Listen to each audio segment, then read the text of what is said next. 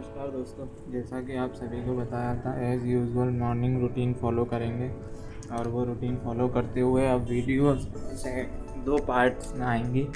इसका रीज़न ये है दोस्तों, अभी वीडियोस का काफ़ी लंबा रिजोल्यूशन हो जाता है जिस वजह से वो अपलोड होने में बहुत टाइम लगाते हैं।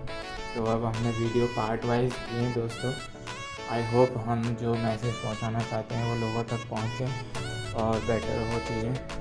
और दोस्तों इसमें सबसे बड़ा इनपुट मेरा यही था, जैसे हम बात कर रहे थे दोस्तों, आप किसी के ईगो को सेटिस्फाई नहीं कर सकते, ना ही करना है हमें जस्ट एक पे वर्क करना है, खुद का रिदम पे वर्क करना है, हमें अपनी प्योरिटी पे वर्क करना है, हमें किसी को चीट नहीं करना, हमें लोगों के साथ सही से बिहेव करना है।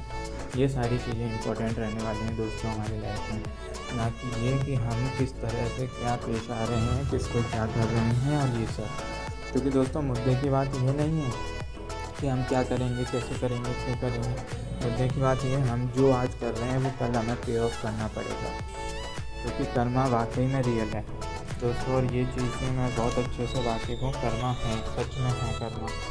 क्योंकि कर्मा का एक जो सबसे बड़ा लॉ है वो कुछ इस तरह ही वर्क करता है कि आज आप कुछ चीज़ें अगर कर रहे हो तो मे बी पॉसिबल कल वो आपको रिटर्न मिल सकती हैं। और अगर कुछ चीज़ें आपने इंटेंशनली नहीं की हैं, गलती से हुई हैं, तो हो सकता है कि उसमें आपको ऊपर वाला बख्श दे। और दोस्तों मेरा मानना यही है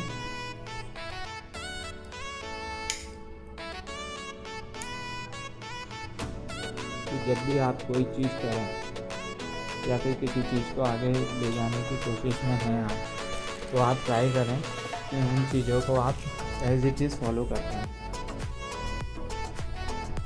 क्योंकि चीज़ें हम जो स्टार्ट कर रहे हैं या फिर जो इनिशिएट करते हैं चीज़ें, वही एंड तक जाएँ तो बहुत खूबसूरत होता है वो नज़ारा।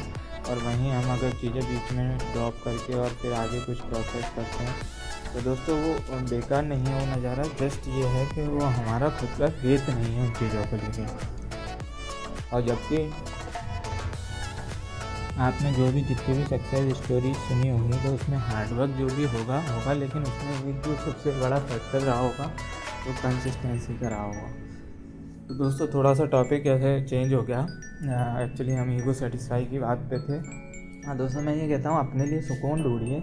एक्चुअली आपका जो सुकून वो आपकी फैमिली के पास है, आपके पेरेंट्स के पास है। उनसे बातें कीजिए। कई बार डिस्प्यूट्स होते हैं, ऊँची नीची बातें होती हैं, लड़ाई झगड़े होते हैं, भाई है आपके फैमिली में, भाभी होंगे, उनके बच्चे होंगे, भतीजियाँ होंगे, सिस्टर के बच्चे होंगे। दोस्तों फैमिली से बड़ा कुछ भी नहीं है। मैंने जो पर्सनली फील किया है, मुझे जो सुकून मेरे घर से मिलता है वो मैं कहीं भी नहीं पाता हूँ। मैं बड़े बड़े होटल्स में भी रुका हुआ हूँ, ऑफिशियल टूर पर भी गया हुआ हूँ, बहुत घूमा हुआ हूँ, ऑल ओवर इंडिया में ट्रैवल किया हुआ है दोस्तों। लेकिन एंड ऑफ द डे चाहे आपका घर कैसा भी है, चाहे कितनी भी रिसोर्सेज हैं या नहीं है, पर वहाँ जो सुकून है दोस्तों वो कहीं भी नहीं है। लिटरली बता रहा हूँ, पर्सनली मैंने ये फील किया है।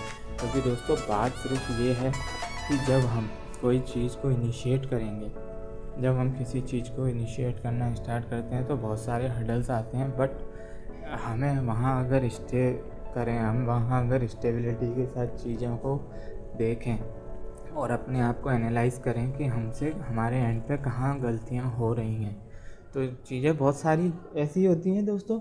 देखिए ईगो सेटिस्फाई करना गलत नहीं है, मैं ये नहीं बोल रहा कि नहीं करें हैं, पर दोस्तों आप किसको करोगे, कैसे करोगे, पॉसिबल ही नहीं है। आप किसी को कभी खुश पूरी तरह कर ही नहीं सकते। अगर आप अपनी एक्चुअल जेन्युइन पर्सनैलिटी के साथ रहेंगे तो ये बिल्कुल नामुमकिन है कि आप सभी को खुश कर पाएंगे। कुछ लोग आपसे हमेशा खफा रहने ही वाले हैं, चाहे आप गलत करें या ना करें।